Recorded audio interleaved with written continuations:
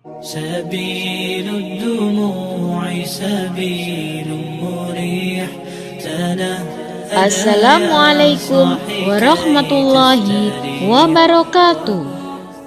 Sahabat beriman, Arab Saudi di bawah pemerintahan Muhammad bin Salman memiliki ambisi yang gila-gilaan dalam hal pembangunan.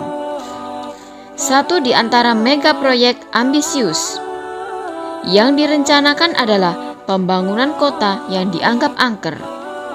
Saking angkernya, Nabi Muhammad SAW saja menjauhi kota tersebut. Lantas, apa nama kota angker yang dijauhi Nabi Muhammad SAW? Mengapa Arab Saudi berani membangun kota tersebut? Berapa banyak biaya untuk pembangunan kota terlarang itu? Tonton video ini hingga akhir, namun sebelum lanjut jangan lupa subscribe, like, dan tekan tombol lonceng notifikasinya agar channel ini bisa berkembang dalam menyiarkan syiar Islam. Di Arab Saudi terdapat sebuah wilayah yang disebut dengan Madain Sholeh. Madain Sholeh terletak sekitar 450 km dari kota Madinah. Sedangkan dari kota Mekah jaraknya sekitar 900 km. Madain Sholeh sebelumnya dikenal dengan sebutan Al-Hijr. Al-Hijr artinya tempat berbatu. Ya, lokasinya memang merupakan bukit yang berbatu. Sebutan Al-Hijr berlangsung hingga abad ke-14 atau tahun 1336 Masehi.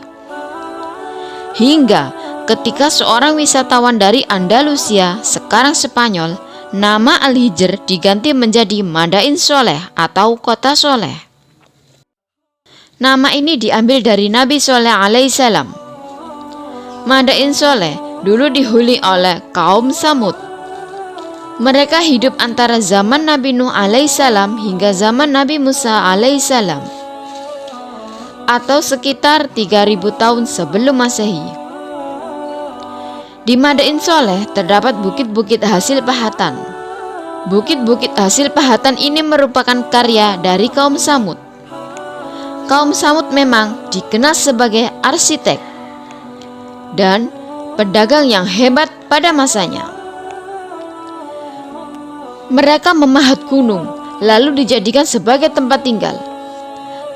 Kekuatan kaum Samud mendirikan istana yang dipahat dari bebatuan dijelaskan dalam kitab suci Al-Quran. Allah Subhanahu wa Ta'ala berfirman, "Kami dirikan istana-istana di tanah-tanah yang datar, dan kamu pahat gunung-gunungnya untuk dijadikan rumah. Maka ingatlah nikmat-nikmat Allah, dan janganlah kamu merajalela di muka bumi membuat kerusakan." Quran Surat Al-A'raf ayat 74. Di dalam kitab suci Al-Quran, kaum Samud disebut sebagai contoh masyarakat yang mempunyai kekuatan. Allah Subhanahu wa Ta'ala telah mengutus Nabi Shallallahu alaihi wasallam untuk berdakwah di tengah kaum Samud.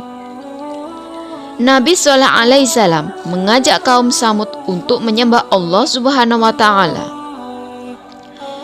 Ajakan Nabi Sholeh untuk menyembah Allah Subhanahu wa Ta'ala dijelaskan dalam Al-Quran.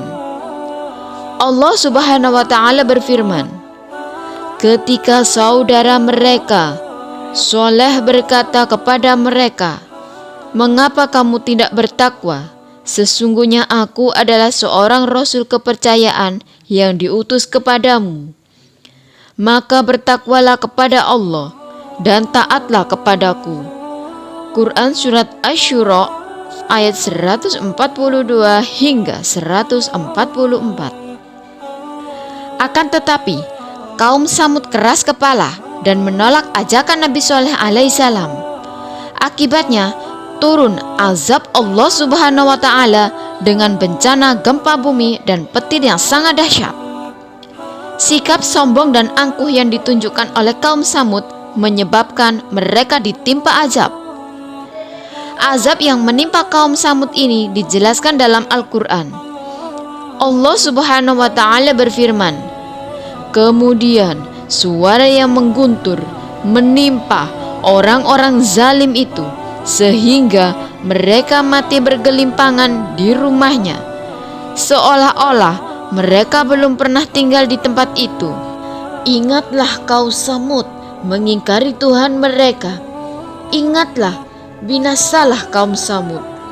Quran Surat Hud ayat 67 hingga 68. Ayat tersebut dijelaskan bahwa kaum Samud binasa setelah tertimpa azab. Namun tersisa bangunan rumah pahatan dan hingga saat ini bisa kita saksikan di wilayah Madain Saleh. Dalam sebuah perjalanan menuju wilayah Tabuh, Nabi Muhammad SAW melewati daerah Al-Hijr atau Madain Saleh. Kala itu puing-puing rumah kaum Samud masih banyak tersisa.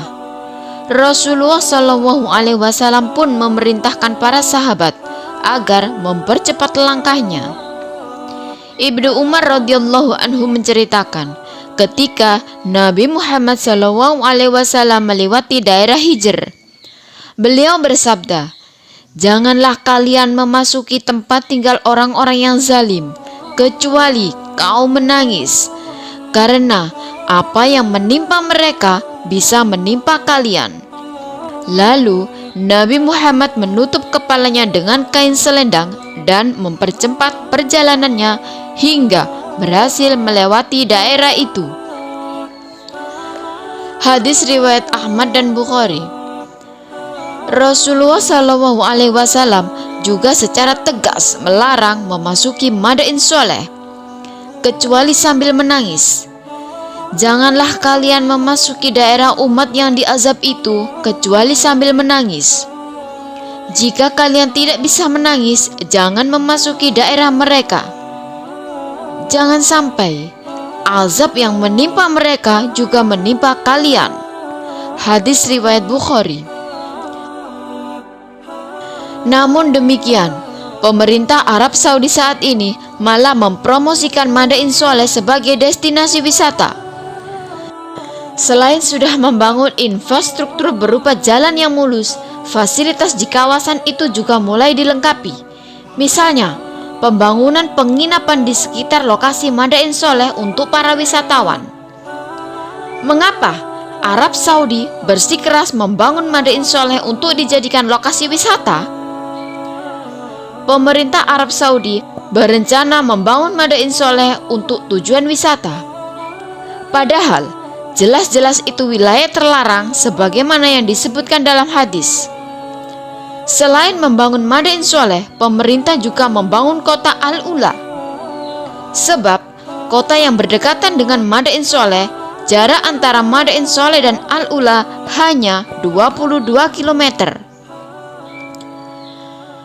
Tak tanggung-tanggung, biaya pembangunan wilayah ini menelan biaya yang cukup fantastis. Arab Saudi digambarkan menggelontorkan uang senilai 15 miliar US dollar atau setara dengan 214 triliun rupiah.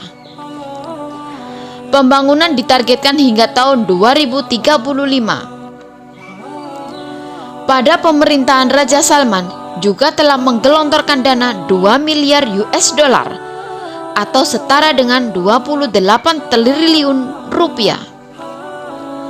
Dana tersebut sebagai pendanaan awal untuk mengembangkan kawasan Al-Ula. Putra mahkota Muhammad bin Salman menyebut proyek pembangunan Madain Saleh dan Al-Ula sebagai Journey Tourist Master Plan. Proyek pengembangan itu bertujuan menciptakan 38.000 lapangan pekerjaan serta menarik 2 juta pengunjung per tahun. Tujuan dari pembangunan wilayah tersebut adalah untuk memperluas populasi daerah menjadi 130.000 jiwa.